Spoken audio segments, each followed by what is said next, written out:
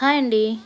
Next day morning breakfast చేసి 8కి cab book చేసుకుని మేమైతే త్రయంబకేశ్వరం జ్యోతిర్లింగ దర్శనానికి అయితే స్టార్ట్ అయ్యాము. షిరిడి నుంచి 2.5 అవర్స్ అయితే పట్టిందండి మేము రీచ్ అవ్వడానికి. క్యాబ్ అయితే ఆ డే మొత్తానికి కలిపి 3500 అయితే మాకు ఛార్జ్ చేశారు. గుడికి దగ్గర అయ్యే కొద్దీ కూడా ఆ వాతావరణం చూస్తుంటే అద్భుతంగా ఉందండి.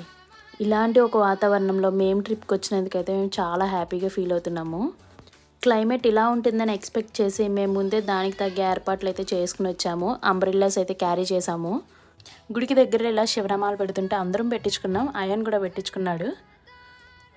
అలా వీధిలో నడుచుకుంటూ వెళ్తుంటే గుడి మనకి సమీపించే కొద్దీ కూడా ఎంత అద్భుతంగా ఉంది వాతావరణం అని అయితే అనిపించిందండి మాకు.